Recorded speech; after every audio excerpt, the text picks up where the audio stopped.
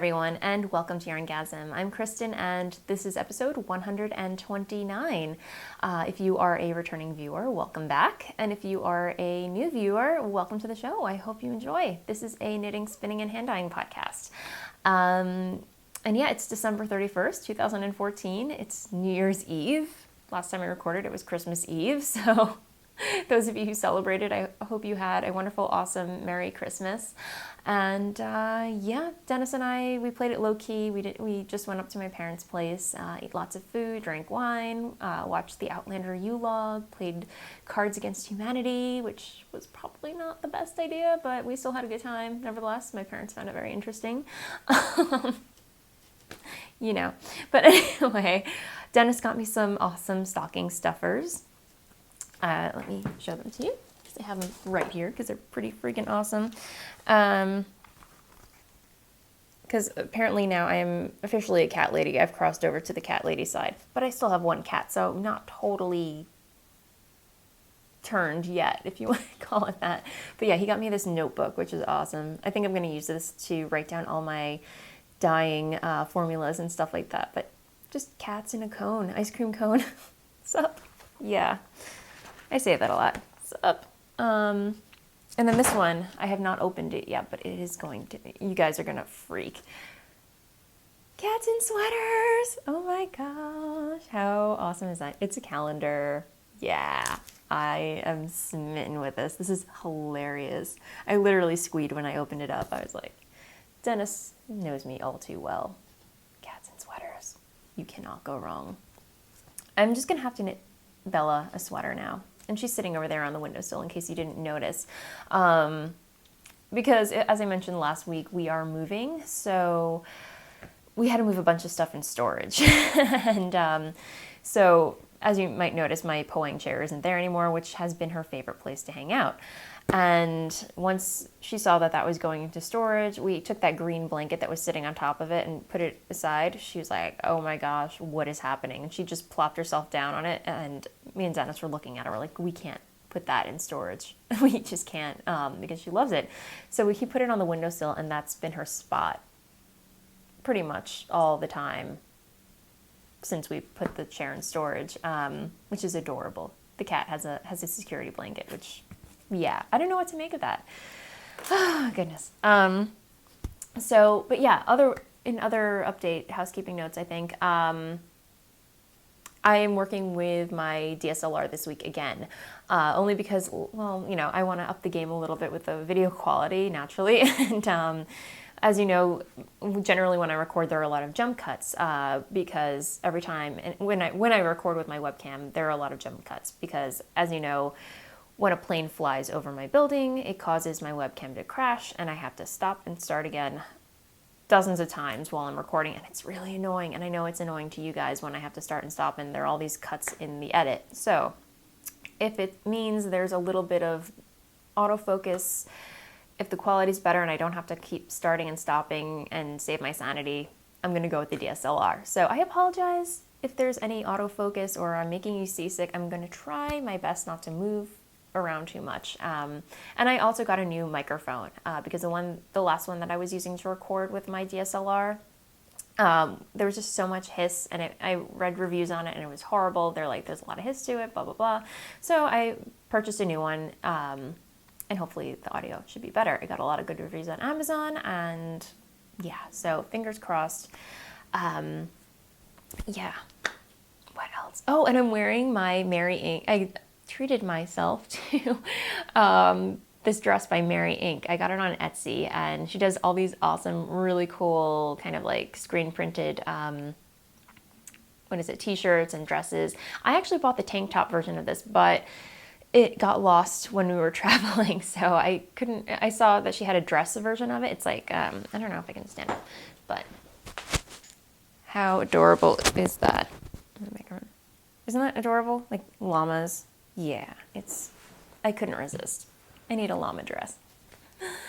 So anyway, I'll put a link to her Etsy shop in the show notes, because she does have really cool and different kind of like screen printed t-shirts and sweatshirts and whatnot. But yeah, so there's that, and I'm gonna make sure my microphone's straight. But yeah, what else do I have to talk about?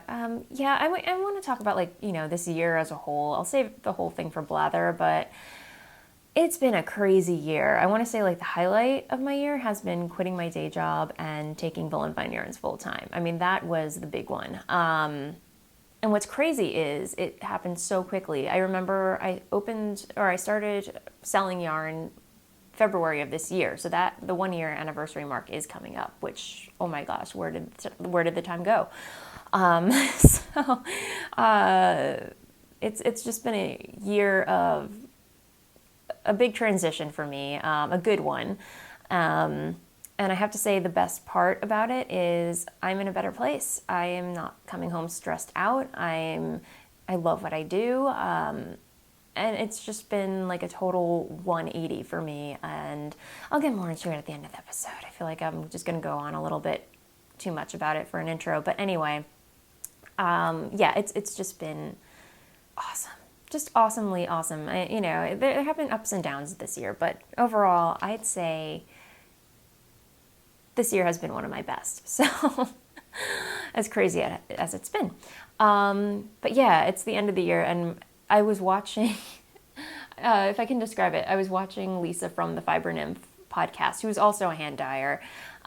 She has a really great podcast as well. She's funny, and yeah, definitely check it out.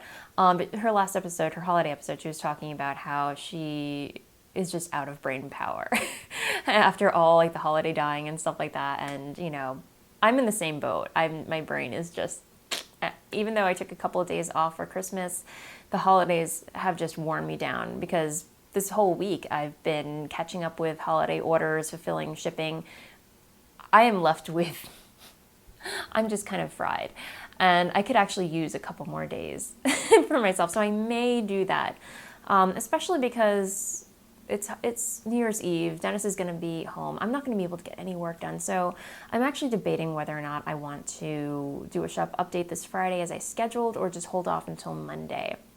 I may split it up, like do a little mini update on Friday and then do another update on Monday. So I'll see. Just keep it, if you're curious about that, just keep an eye out on the Etsy shop, and I will let you know as soon as I can when, the next shop update will be. But it will either be, might be a little bit of both of Friday and Monday. So stay tuned, in case because like what better cure if you're hungover from New Year's celebrations? What better cure is there than yarn, what have you. So if I'm looking over there, I'm looking at my show notes, so I'm not just like, whoa. So just FYI, but,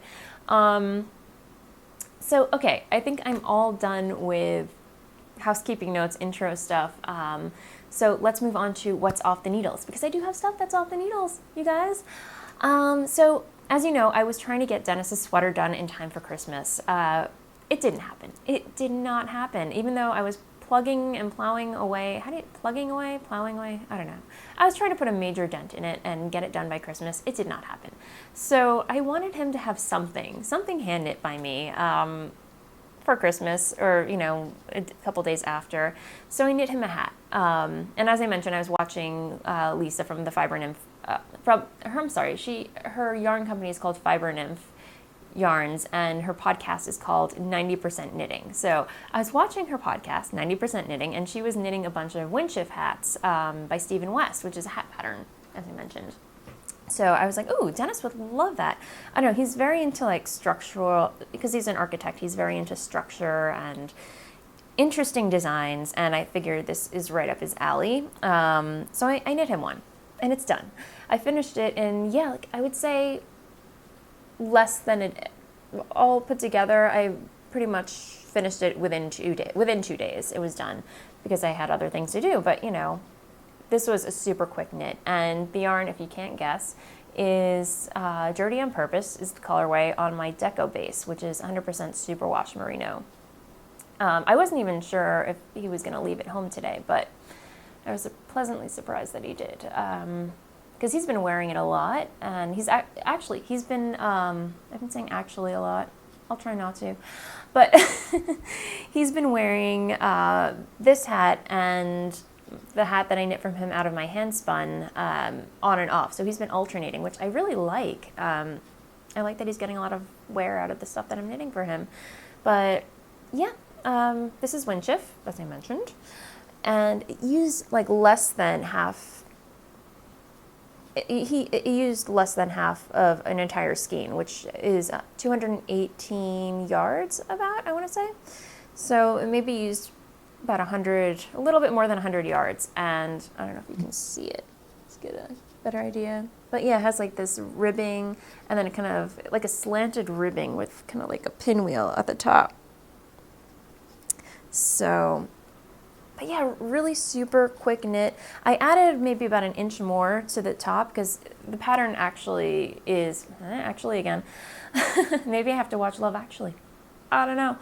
But the pattern originally is a beanie, like it's a really tight beanie, but I know he likes his hats to cover his ears, and in the picture it looked like it only covered half of your ears, so I added another inch just to give it that extra length, so he's got a little bit more room at the top. And on me, it kind of looks like a slouchy beanie, but yeah, he likes it. He gets a lot of wear out of it, and I think he went with, because it's freezing out, he went with the hand spun hat that I made for him, because it's getting a little bit nippy. Not that this isn't warm, but I think the other one is a little bit more lofty and keeps a lot more heat in. But yeah, so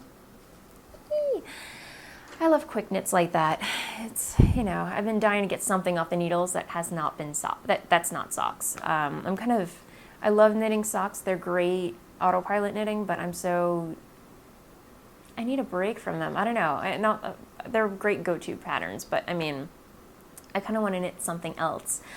So yeah, that is the only thing that's off the needles. And as I mentioned, I'm still working on his Ranger cardigan, which is coming together.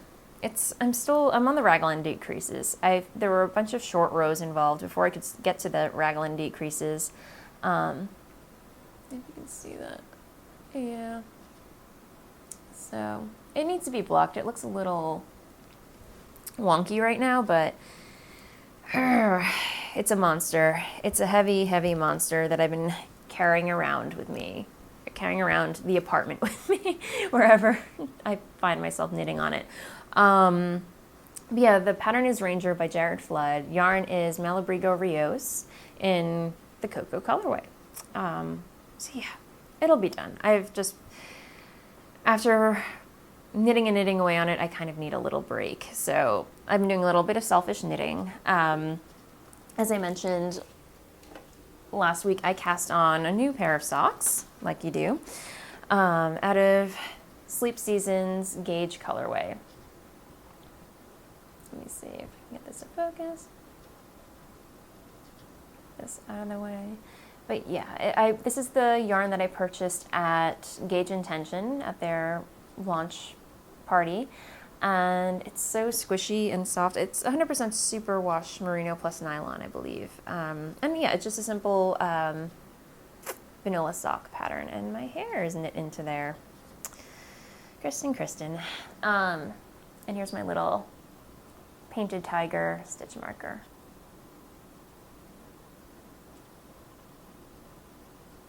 There you go. Oh, come on.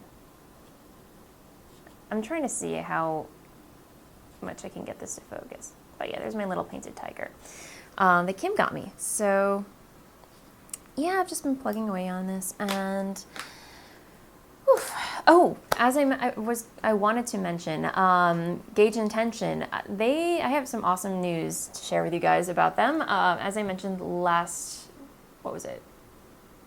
as I have been mentioning, they opened shop. It was only supposed to be a fall pop-up shop. So Michelle Wang opened it up in October, and it was supposed to end December, the week before Christmas. But they have some awesome news. They weren't sure where they were going to go with it, if it was going to continue to be a pop-up shop, if it was going to be a yearly thing. But it turns out Brett Barra of the Brooklyn Craft Company, which is in Greenpoint, my hood, she approached Michelle and Melissa about, to see whether or not they wanted to open shop in their studio, or it's a building where they have a bunch of classes and seminars, and I have not been yet, but they have. I believe there are some marketplace things. I have to look more into it, but come February, they are going to open shop there, and it's going to be a more permanent thing. So, yay, Michelle, and most of you are watching. Congrats! That is super exciting, and yeah.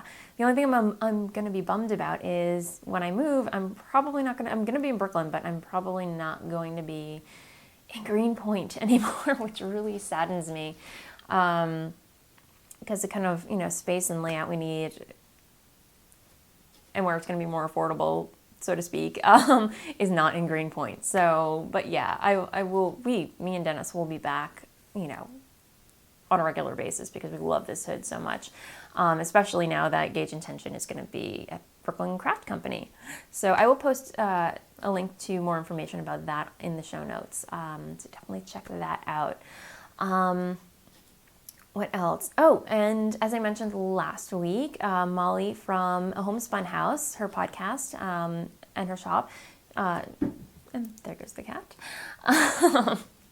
she designed a new mitten pattern, and I was feeling like a little selfish knitting last night, so I cast on her foraging mittens, which I will show you right now. Okay, cat. Cat's sitting right by my feet. But I caked this up a long time ago. This is Jinx Yarn's Golden Saucer colorway, which I really, really love. I mean, I saw it and I was just like, that's so beautiful. And I think it's dyed after a video game, which I'm not familiar with. I dabble in video games here and there, but it's not my thing. But I know she's very much into them. But I see something totally different when I look at it. I don't know. It's beautiful. It's just, if you're listening to the audio only, it's like gold, like this bright yellow, orangey gold. And then there are like hints of mint green, blue, and pastel purpley pink in there. And it's on our glitz base, so it sparkles. So I cast on Molly's foraging mittens, and I have to be honest, I was a little apprehensive because the pattern calls to use size 0 needles, and I've never used size 0 needles. The smallest needles that I have are US 1s, and I don't even use those to knit socks. I use US 1.5, US 1.5 size needles. So I was knitting these up, and because of the feather and fan, these are them, it's kind of like scrunching them together. So I have to put if I use my iPhone as a mitten blocker, if you will, these are knitting up beautifully. I try them on, and and they fit fine. The gauge is fine. I did cast on using a US 1, but yeah, they fit perfectly, and yeah. But how awesome is that colorway knitting up? Okay, let me see if I can get that to focus. So, and the pattern is it's relaxing, and you think like feather and fan, it's so stupid easy as far, it looks like a complicated, stupid easy. It looks like a complicated lace pattern, but really all it is knit 2 togethers and yarn overs. That's all it is. And it creates this really beautiful design. Yeah, and I'm really enjoying knitting it. It's going really quick. I was hanging out, listening to podcasts and stuff, and just really enjoying taking time for myself and knitting on something that I want to knit. So, I know, I have a lot of projects that I still have to finish. I'm doing a test knit for Ellie from FON Dye, which I have to put a dent in. I've mainly been working on Dennis's cardigan, trying to get that done and out of the way, but yeah, I've got to draw a line somewhere and just kind of take time for myself. Spinning. Okay. As you probably are aware, many of you are excited about the D-Spackle. Oh my gosh, which actually kicks off tomorrow. So you guys, I'm amazed how many of you are super excited about this D-Spackle, which is a drop spindle to shawl knit along, spin along, knit along. So the idea, as I mentioned, is to drop spindle. Using your drop spindle, you have to spin a shawl's worth of yarn. You can't use your wheel. It all has to be done on a drop spindle, which is an epic feat. I know. And Kim said it was crazy, but she likes it. So, but anyway, so yeah, once you spin a shawl's worth of yarn on your drop spindle, you have to knit a shawl or any neck adjacent pattern that you want to knit out of your handspun.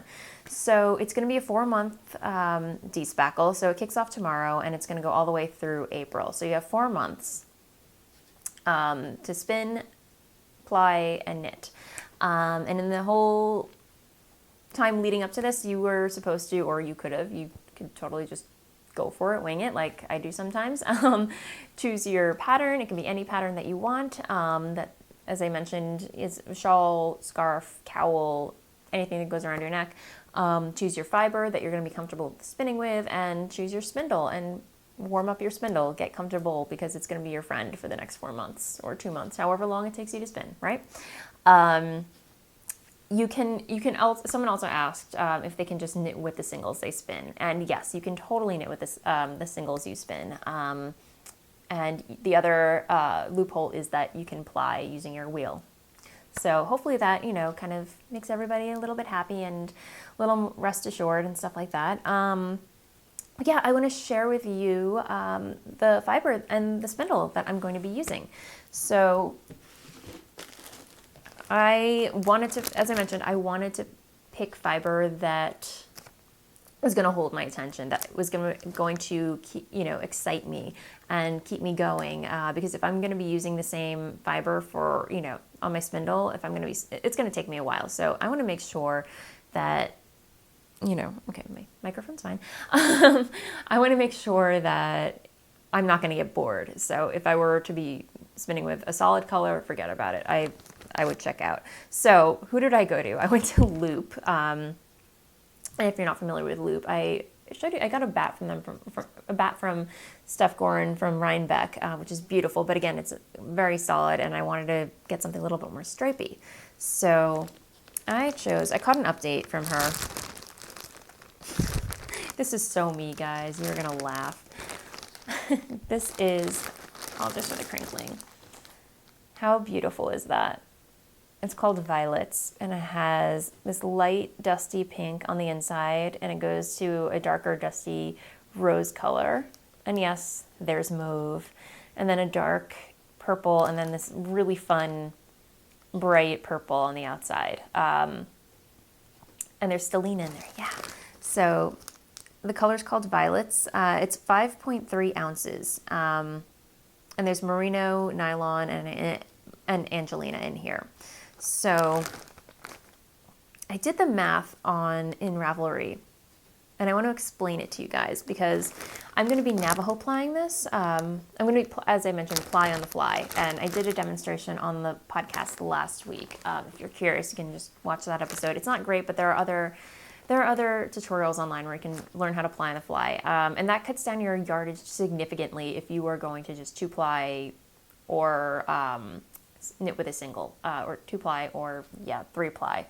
Anyway, I did the math, and I want to explain it to you guys on here in case I wrote it down in the thread. Okay, so if you have been following the Despackle chatter thread in the YarnGasm Ravelry group, you probably saw this post that I did on how to figure out, or how to guesstimate how many yards you're going to be getting by plying a certain way from the fiber that you're going to be spinning with. So the way I figured it out is I spun a sample bump using my chosen spindle, which for Christmas I treated myself to a Spanish peacock drop spindle. I've been wanting to get one of these for the longest time, and I finally caught the tail end of an update. Last one left. How beautiful is that? And here's their card. I don't know if I get that to focus.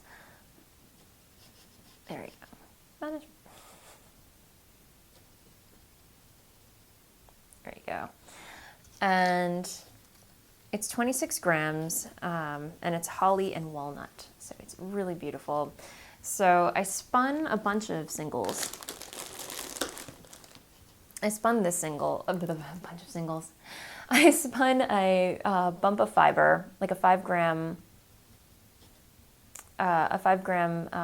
little tidbit of, fibery tribble bump of fiber by Navajo plying it and plying on the fly. And I got, let me check my show notes, blah, blah, blah. So out of this, I got 18 yards. I measured it and everything like that. So 5 ounces equals 18 yards. And my loop bat is 5.3 ounces, which is approximately 150 grams. So the way I figured it out is I divided 150 grams by 5 grams, which gives me 30 grams. So then to figure out the yardage estimate, I multiplied 30 grams by 18 yards. So if I spin the bat fiber the same way as I spun this one, I will end up with 540 yards, which is, I believe, a perfect, even more than, ideally you need about like 400 yards to knit a shawl. So 540 yards is more than enough, I'm guessing. I believe, depending on which pattern that I choose for. But I'm probably going to choose something that's like in the 400 yard quota, if you will. So, but yeah, I've actually been spinning a lot on the spindle just to kind of get a feel for it. And I spun all these. I can't believe how many of these I spun. I was really going to town, you guys. But it spins beautifully. I really enjoy the feel of it. It's light, it's airy, and I really love the yarn that it produces. So I spun all these. Let's see if I can get this to focus. Yeah. And these are the little tidbits that I salvaged or rescued or adopted. Adopted, I like that word. From Kim's D-Stash. These are hobbledehoy tidbits in the Fjord colorway, and they're basically just 2 ounces of 100% merino wool. There you go. Hobbledehoy. And I love hobbledehoy, so these were a total win for me. So yeah. And then we have some fiber enhancements. Like you do. Aside from my gorgeous loop bat that I got, here's her card. And I believe she's only on Etsy. Let me see. This is not happening. Come on, camera. Anyway, I will post a link to her Etsy shop in the show notes, like I do. But yes, I have some lovely, lovely, lovely fiber enhancements in addition to my loop bat. Me and Kate from Gourmet Stash, as I just mentioned, we did a holiday swap. So I sent her yarn, she sent me fiber, and then I just bought more fiber from her. Because it's Christmas, you guys. I'm feeling highly enabled. So yeah, this is the yarn that I got from the swap that we did. Broken Christmas ornaments. And it is absolutely amazing. And it really does look like broken Christmas ornaments. And here's her card. But yeah, it's 4 ounces of 84% superwash merino and 16% stellina.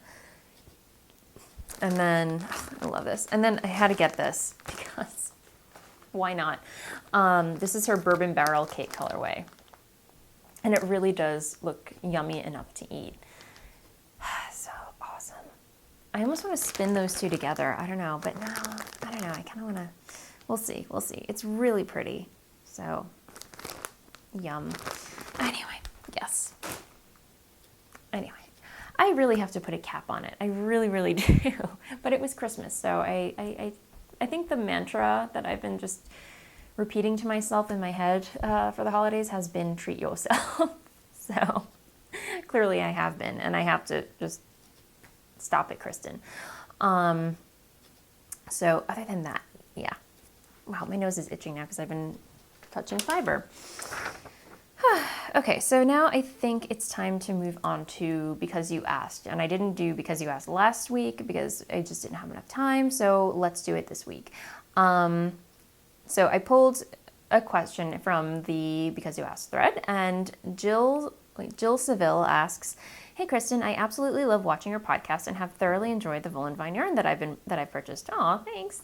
And I'm a relatively new knitter, and I just started a little over a year ago, but I'm fascinated by the idea of spinning as well. I always love seeing and hearing about your fiber acquisitions and projects, and was wondering how you got into spinning and what advice you would give to someone that knows little about the skill but is interested in learning more. Certain books or tutorials you would recommend? Is it easier to start on a drop spindle versus a wheel? Obviously, I would want to try spinning first before investing too much in getting supplies, like at a festival where I could test different wheels. But what advice do you have in general for getting an introduction to spinning and learning more? Thanks. Happy knitting and spinning. Okay. I feel like I've covered this type of question on and off, like throughout, while I podcast and stuff like that. But just to give you a little overview, I would definitely start out with I would definitely start out with, as I mentioned, spinning on a drop spindle. And there's so many great tutorials online. YouTube is your best friend. There's so many great free tutorials of people showing you how to drop spindle. I started using a top whirl spindle. That's the stick with the round thing, and then there's like a hook on top. That's your top whirl. They have bottom whirls. Test out a bunch, see which one you're more comfortable with. I would recommend the top whirl. So start out with YouTube. Then from there, there's Craftsy. I believe it's like they are constantly having sales. I forgot her name, Drusilla. I'm blanking on her last name, but the teacher is her first name is Drusilla, and it's an excellent course on drop spindling as well. Spilly J Knits actually recommended, she's on Twitter, she designs all those really awesome Fair Isle mittens that you've been seeing. We were chatting on Twitter a long time ago, and she recommended that I get High Whirling, which is this book. And it's by Priscilla A. Gibson Roberts. I have to be honest, I don't read these books from cover to back. I just kind of flip through them, and whatever I'm looking for, I find and enlighten myself. But there's just like a lot of really helpful diagrams in here on spindling, just a very basic. I would liken it to Elizabeth Zimmerman's books. They show you how to sit and, hold your fiber, really helpful. The other one that I would recommend is obviously Respect the Spindle by Abby Franquemont, which is this book right here. And it's really incredibly helpful. Likewise, she shows better photos of how to hold your fiber. She goes through all the different types of spindles, how to park and draft, how to, just everything. It's so thorough, very helpful. And she even has a bunch of tutorials online as well. I think Interweave may have a bunch of classes with her teaching how to drop spindle. The other one that I just got is from Shannon Oakey, who is the mastermind behind Cooperative Press. She she wrote a book for Interweave. Again, I have not read these from cover to back, but a lot of great information in here. There are lots of patterns and stuff like that, like stuff that you can actually knit with your hand spun. I think this is a really fun, your very first hand spun, you could probably incorporate it with your better hand spun, and it looks really awesome. Artistic license, right?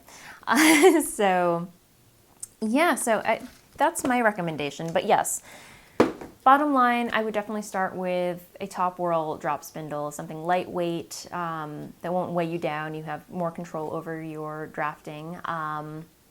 And what else? I would definitely start with YouTube. Lots of free YouTube tutorials out there. And then go from there. You can definitely expand your skill set by taking some Craftsy classes. Once you get the feel for the drafting, you will feel more confident about purchasing a wheel. Not that there's anything wrong with starting with a wheel. I just feel like before investing in a wheel, get the basics down, and there's no better way to do that than a drop spindle. But yeah, other than that, I hope that answered your question. So let's move on to, oh yeah, and if you have any other questions that you want to know, knitting, spinning, or hand dyeing related, just pop into the Because You Asked thread in the YarnGasm Ravelry group and ask away. I try to, every week just answer. I know I'm catching up, but happy to answer any of your queries regarding that. So, what else? Just can't get enough. Wow, this is turning into another long episode, isn't it? Just can't get enough. There's nothing like I'm obsessed with this week other than I've been spinning like a mad woman, prepping for the D-spackle. But other than that, let me see. Oh, the one thing that I wanted to talk about that, I don't know, I didn't really know where to put it in, but Maria of the Subway Knits podcast, as you know, she has been audio up until now. She just published her first video podcast. So yay, Maria! Granted, she doesn't know how often she's going to be video podcasting, but I think she should do it all the time because her first episode turned out great. It was very well produced, So definitely check it out. But yeah, she's based in Astoria, Queens, and it's awesome. So check it out. And Maria, yes, you should podcast more often. And what else? Oh, and the other podcast that I've been watching, or I started to watch, is Margit from Belgrade. Forgot to write down her Ravelry name, but I will post a link to it in show notes. But her blog is called mustlovefall.wordpress.com, and it's entirely in English, even though she's from Belgrade. Her English is very good, and she is a knitting machine. She's very, I love listening to her. She's very bubbly and fun, and she knits all these beautiful projects, and I'm just like, oh, what pattern is that? But yeah, she contacted me and let me know that she started a podcast. But yeah, definitely check it out. I love, it's almost like armchair travel. Like Molly is from Germany, Margit's from Belgrade, and it's like knitters from around the world where it's, I don't know, I love hearing about, because they talk about, what life is like where they are, and it's pretty much just like armchair knitting travel, if you will. So yeah, definitely check her podcast out as well. And the other one that Stitch Mistress of the TV Knitting Podcast told me about, that I am sure it's been around for a while, Yarn Raising, and I'm totally blanking on her name, but it's also like a really good podcast to check out. She's video as well. But she's a spinning, if Margit's a knitting machine, she's a spinning machine. If you think I'm bad, she spins like crazy. But really informative, really awesome podcast. I love, listening to her as well. She's really funny. So yeah, those are definitely some podcasts to check out. What else? Yeah, I don't know. I'm cutting back on my obsessions this week. Nails, I guess. I have my New Year's nails on, I guess. Do I get that to focus? Come on, camera. There we go. So yeah, they're gold this week. And it's Julep, let me see, Zelda. Julep Zelda. Which is just like this really cool gold foil. And then I threw some gold, big chunks of glitter on top of there. So if that's a New Year color, so be it. Yeah, other than that, shop update stuff. So like I said, I'm not sure, first of all, if you are not into shop update stuff, have a happy new year, everybody, and I will see you next week. If not, let's move on to shop update stuff. But yeah, like I said, I'm not sure if I'm going to be updating Friday or Monday. I may split it up. So a little shop update on Friday and a little shop update on Monday. I think that's what's going to end up happening. Only because I know for a fact I've been trying to get work done, but since Monday I've just been catching up with holiday pre-orders and shipping, and it's been nonstop. And wow, my throat's suddenly getting really groggy. So I'm going to try and find some time today to dye up some stuff. I've been working on the Vampire Yarn Club colorways, kind of developing those, which is all sold out. So I'm sorry if you missed it. Next Yarn Club. But the other good thing is I am going to be releasing the Art Nouveau Yarn Club colorways in the coming weeks. So that's something to get excited about. What else? Did I show that off? I think I showed that last week. But anyway, I'm trying to think what else. But yeah, I am definitely excited about creating new colorways and bringing back some other ones that I haven't dyed in a while.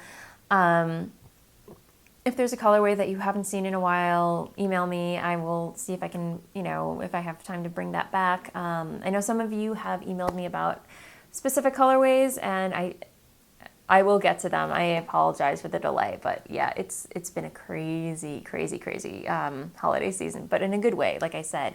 But yeah, I also just wanted to say, because it's the end of the year and it's been an awesome year, like I said, and I want to thank everybody,